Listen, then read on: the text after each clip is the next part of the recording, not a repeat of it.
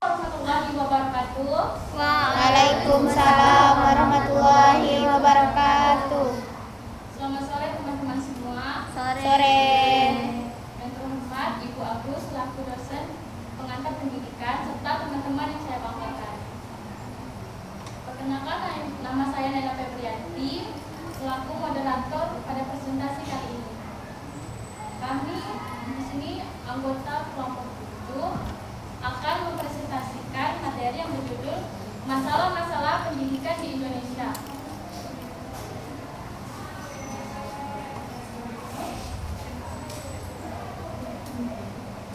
Yang beranggotakan saya Naila Febrianti, saya Ulay Uzi, dan saya Alfi. Baiklah, kita akan masuk ke sesi materi.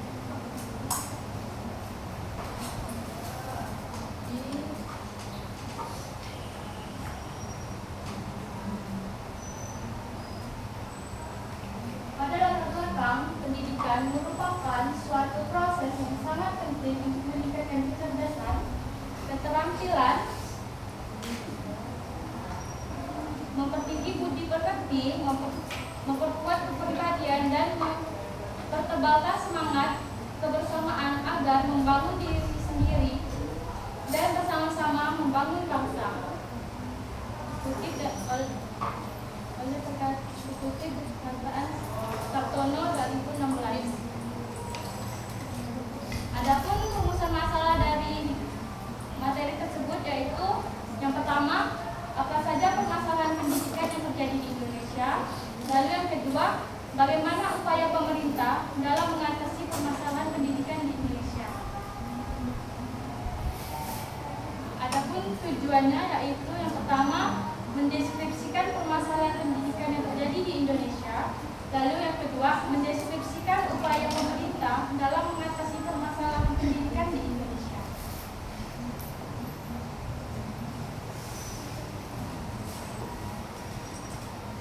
A. Permasalahan pendidikan yang terjadi di Indonesia. Permasalahan pendidikan merupakan suatu penghambat dalam pencapaian tujuan pendidikan di Indonesia. 1. Kesenjangan pendidikan antara perkotaan dan pedesaan. Kesenjangan pendidikan antara perkotaan dan pedesaan dapat terlihat dari sekolah-sekolah di perkotaan yang mempunyai fasilitas baik. Pastinya juga memiliki pengajar yang berkompeten sehingga nantinya menghasilkan siswa yang cerdas. Hal ini berbanding balik terhadap sekolah-sekolah yang terdapat di pedesaan yang mempunyai fasilitas sekolah yang kurang baik dan tenaga pengajar yang kurang kompeten. Dikutip dari Cipto Krisnani 2015. 2. Sarana dan prasarana kurang memadai. Banyaknya sekolah dengan sarana dan prasarana yang kurang memadai, terutama di sekolah terpencil. Banyak fasilitas yang tidak memadai seperti kelas bocor, bangku dan meja rusak, dan sebagainya. 3. Biaya pendidikan semakin mahal. Jumlah siswa yang putus sekolah terus meningkat sebagai akibat dari masalah ekonomi. Dikutip dari Purba dan Karya 2023, Arsal dan Hidayat 2024. 4. Kurikulum yang sering berubah. Pergantian kurikulum yang terlalu cepat membuat guru dan siswa kesulitan beradaptasi dengan sistem kurikulum yang baru. 5. Kurangnya kesadaran. Pentingnya pendidikan, melihat betapa pentingnya kesadaran masyarakat akan pendidikan. Tentu akan menjadi salah satu modal yang sangat dibutuhkan oleh anak untuk melanjutkan pendidikan ke jenjang yang lebih tinggi.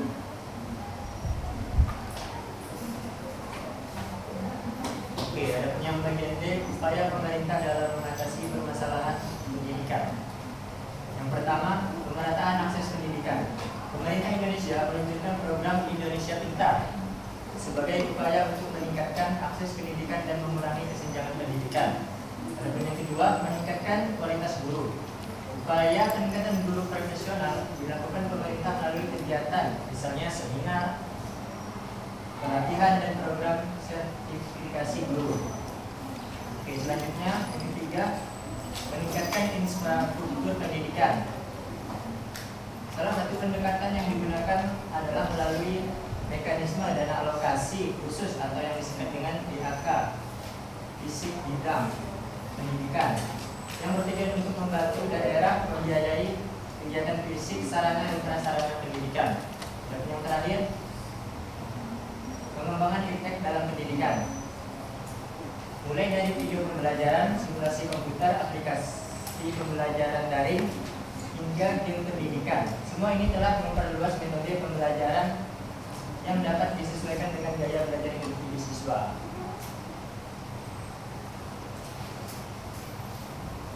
Baik, kami di sini membuka sesi tanya jawab. Terus 4 orang penanya yang akan dipilih.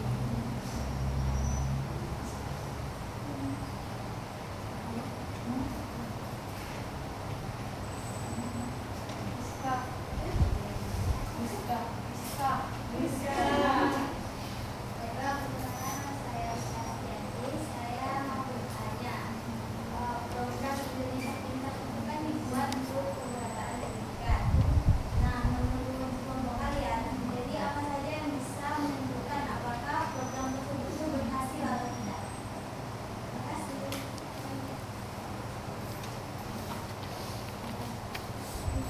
Lalu untuk penanya kedua, Fauzia.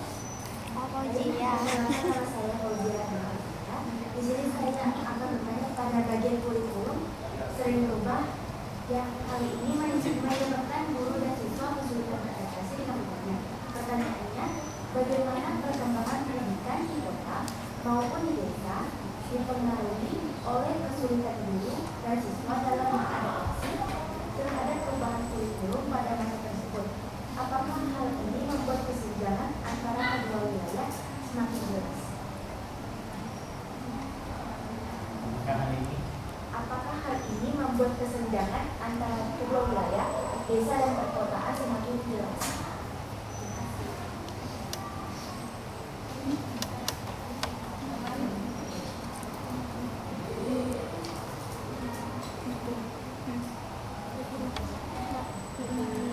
Sebagai calon guru, cara yang akan kalian lakukan agar membantu siswa belajar lebih baik meskipun sarana dan prasarana sekolah kurang memadai.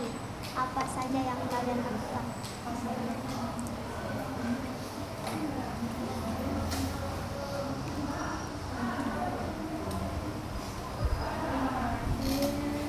Dah. Baik, terima kasih atas kesempatannya. Tadi sudah dijelaskan ada beberapa masalah-masalah pendidikan Indonesia. Terus yang kelima itu kan ada kesadaran masyarakat. Nah, bagaimana cara kita sebagai mahasiswa dapat meningkatkan kesadaran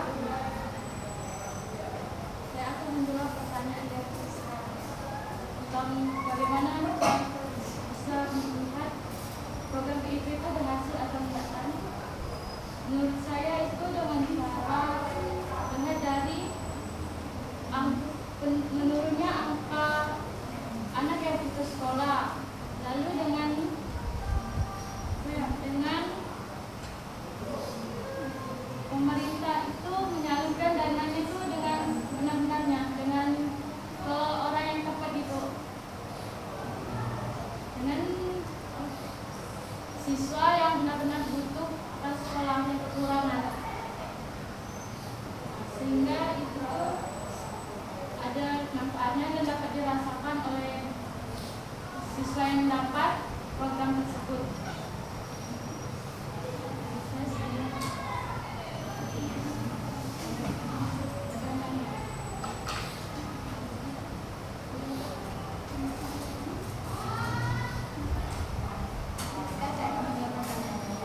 Menurut saya ada 4 hal yang bisa menentukan keberhasilan program ini. Yang pertama itu adalah pemerataan akses pendidikan. Pemerataan ini merupakan upaya pemerintah untuk memastikan semua warga negara dapat memiliki akses dan memperoleh pendidikan yang berkualitas tanpa memandang latar belakang baik itu dari segi sosial, ekonomi, dan geografis. Jadi misalnya kalau pendidikan ini merata, jadi anak-anak di pelosok pun bisa merasakan pendidikan. Yang kedua, meningkatkan kualitas guru. Meningkatkan kualitas guru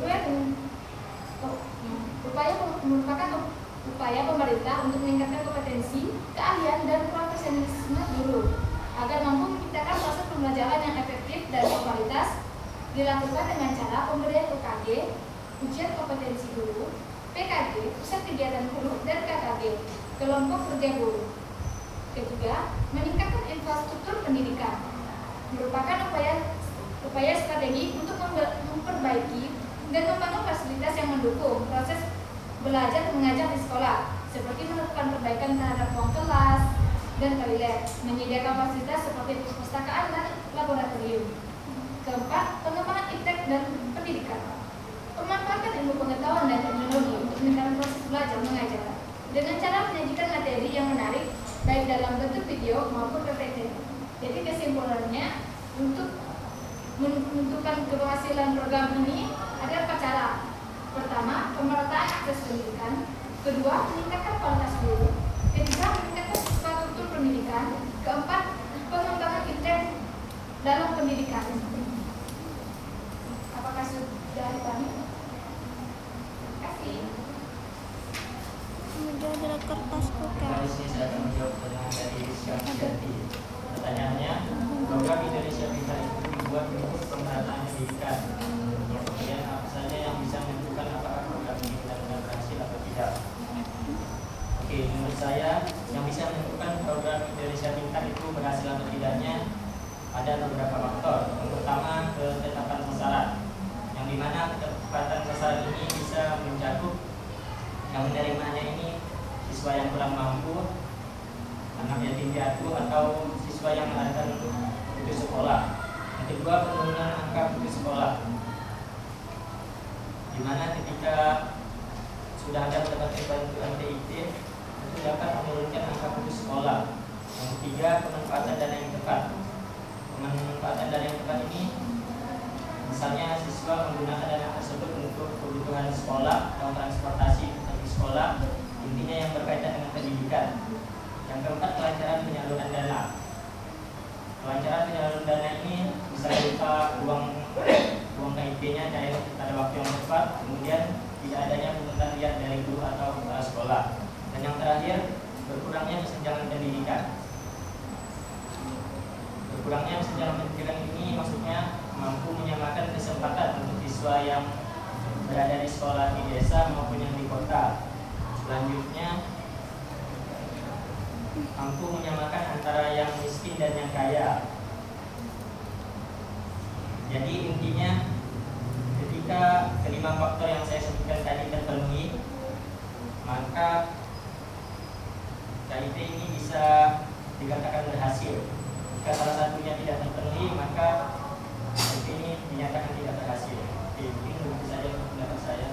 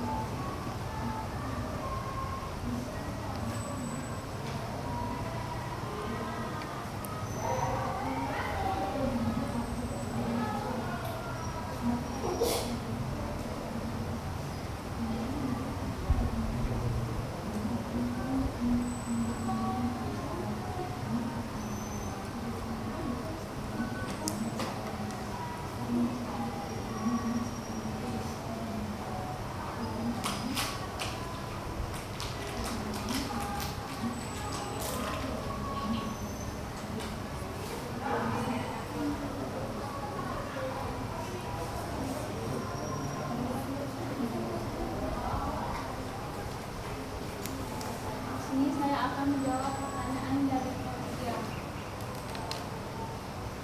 Menurut saya, pengaruh kurikulum yang sering berubah itu membuat menjadi terhambat karena menyebabkan pembelajaran menjadi kurang efektif. Karena itu guru atau siswa harus beradaptasi kembali. Lalu banyak materi atau modul pembelajaran itu harus disesuaikan ulang kan dengan kurikulum yang baru ini. Jadi menurut saya itu perubahan kurikulum itu menyebabkan hambatnya proses pembelajaran. Gimana? Saya akan menjawab pertanyaan Fauzia.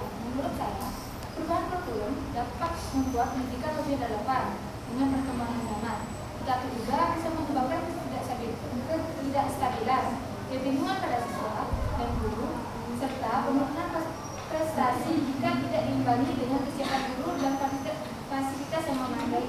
Jadi perubahan kurikulum itu akan baik jika diimbangi dengan kesiapan guru dan fasilitas yang baik, yang memadai. Apakah bisa dipahami, Fauzia? Ya, sama-sama.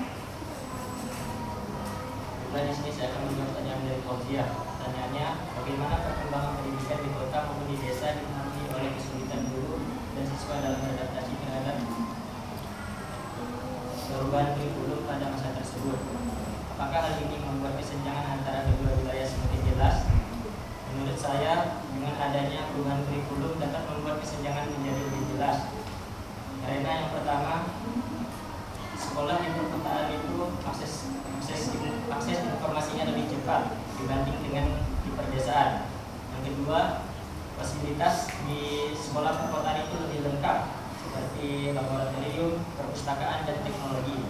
Sedangkan di desa itu justru sebaliknya. Selanjutnya, jumlah pelatihan lebih banyak. Di sekolah perkotaan itu pemerintah lebih mengutamakan untuk berkolaborasi dengan sekolah yang ada di perkotaan dibanding dengan di pedesaan.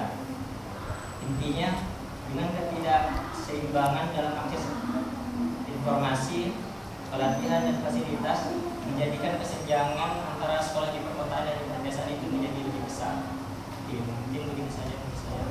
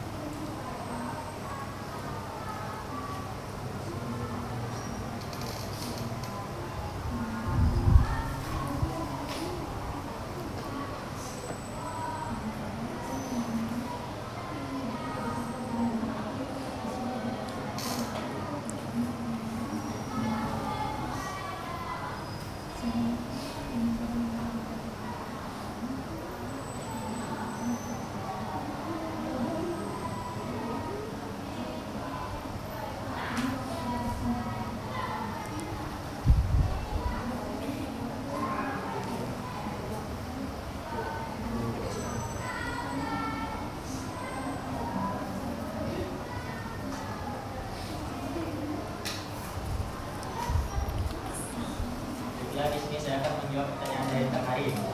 Pertanyaannya, bagaimana cara guru membantu siswa belajar lebih baik meskipun sarana dan prasarana kurang memadai atau kurang baik? Menurut saya, guru harus lebih kreatif dan lebih menerapkan strategi pembelajaran yang tidak bergantung pada fasilitas. Karena di pedesaan kan kurangnya fasilitas. Contohnya itu guru bisa memanfaatkan lingkungan sekitar yang ada di sekolah, misalnya dengan melakukan observasi atau membagi kelompok untuk melakukan proyek kecil seperti membuat kerajinan dari bahan bekas atau bermain sambil belajar. Dengan kegiatan tersebut, proses pembelajaran tetap berjalan efektif meskipun dengan fasilitas yang kurang memadai. Mungkin begitu saja jawaban saya.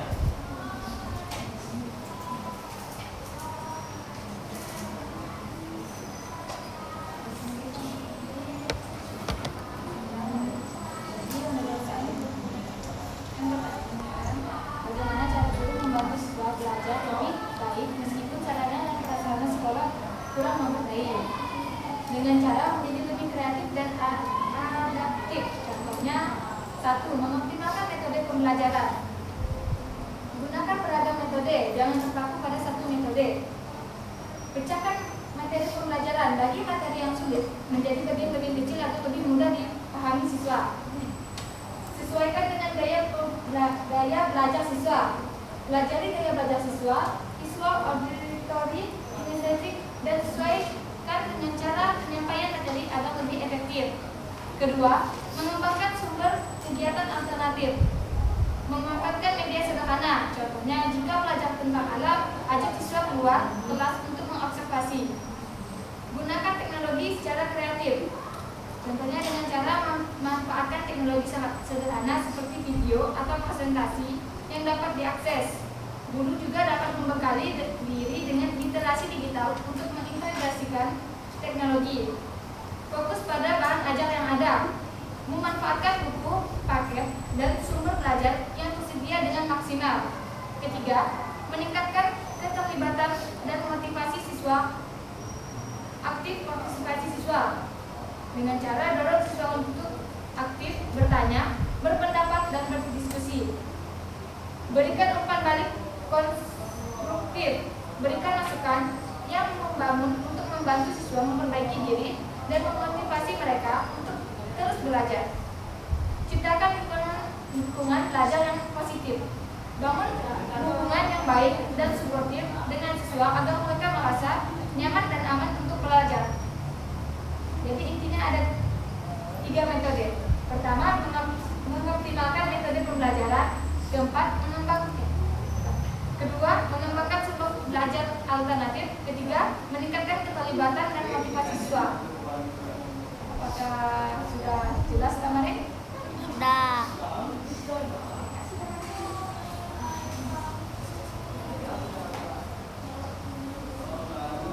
Saya akan menjawab pertanyaan dari Kamarin. Menurut saya itu guru harus kreatif. Lalu guru juga bisa memberikan motivasi kepada siswa meskipun dengan adanya keterbatasan. Siswa itu jangan mudah menyerah, harus tetap semangat untuk terus belajar. Lalu itu bisa dengan memaksimalkan sumber belajar yang ada. Contohnya dengan cara membuat media pembelajaran itu dari kardus, dikreasikan lagi, gitu kan? Lalu bisa dengan mengaitkan materi itu dengan kehidupan nyata.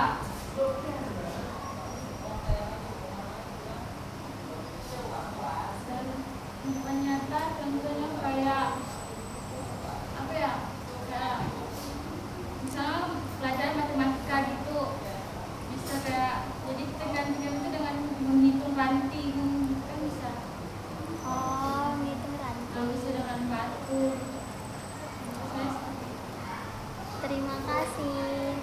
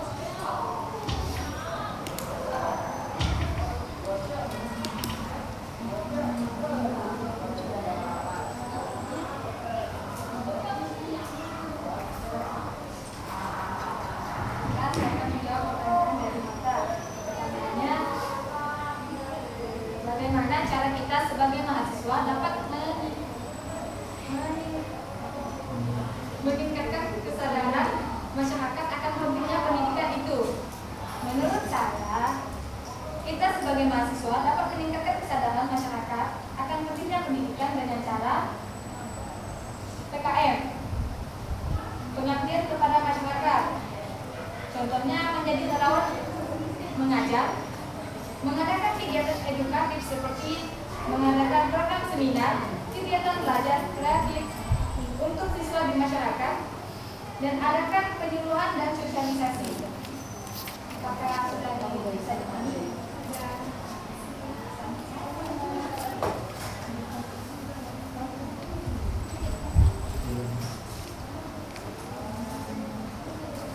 Saya akan menjawab pertanyaan dari Marta tentang bagaimana cara kita sebagai mahasiswa dapat meningkatkan masyarakat. Menurut saya itu dengan cara mahasiswa itu dapat melakukan itu kegiatan sosialisasi. Itu bisa mendatangi suatu daerah, melakukan program mengajar kepada lain itu bisa. Lalu teknologi kan berkembang, jadi mahasiswa itu bisa membuat video edukatif itu dengan memanfaatkan media sosial. Jadi membuat video lalu diupload di media sosialnya itu. Jadi dengan hal tersebut tuh bisa menyebabkan menggerakkan hati yang menontonnya dan yang diajar. Jadi sehingga dia sadar akan hubungan dengan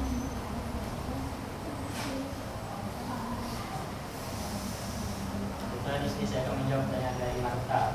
Pertanyaannya, bagaimana cara kita sebagai mahasiswa dapat meningkatkan kesadaran masyarakat akan pentingnya pendidikan? Menurut saya, kita bisa langsung beredukasi kepada masyarakat untuk memberikan informasi mengenai manfaat pendidikan. Dan kita juga bisa berkolaborasi dengan masyarakat setempat, pemerintahan desa, sekolah, atau komunitas lokal yang ada di desa tersebut. Kegiatan yang bisa kita lakukan untuk berkolaborasi bisa berupa seminar kecil atau membuka perpustakaan mini dan taman membaca. Dengan kegiatan-kegiatan tersebut, kita bisa meningkatkan kesadaran masyarakat akan pentingnya pendidikan. Oke, itu saja.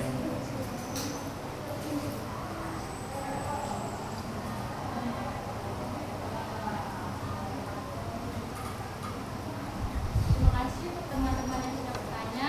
Terakhir sudah sesi materi. Jadi dari materi yang sudah disampaikan, kami menyimpulkan bahwa permasalahan pendidikan di Indonesia masih menjadi penghambat dalam mewujudkan pemerataan dan peningkatan mutu pendidikan. Beberapa persoalan utama yang dihadapi meliputi kesenjangan pendidikan antara daerah perkotaan dan pedesaan, lalu kurangnya sarana dan prasarana yang memadai, tingginya biaya pendidikan, sering berubahnya kurikulum, serta rendahnya kesadaran masyarakat terhadap pentingnya pendidikan. Lalu ada upaya yang telah dilakukan oleh pemerintah, yaitu seperti pemerataan akses pendidikan melalui program Indonesia Pintar, peningkatan kualitas guru melalui pelatihan dan sertifikasi, pembangunan infrastruktur pendidikan melalui dana alokasi khusus. Nah, dengan upaya-upaya tersebut dapat diharapkan bahwa untuk meningkatkan kualitas, pemerataan dan efektivitas pendidikan di seluruh wilayah Indonesia. Ya, presentasi yang telah kami sampaikan. Saya tutup. Assalamualaikum warahmatullahi wabarakatuh. Waalaikumsalam warahmatullahi wabarakatuh.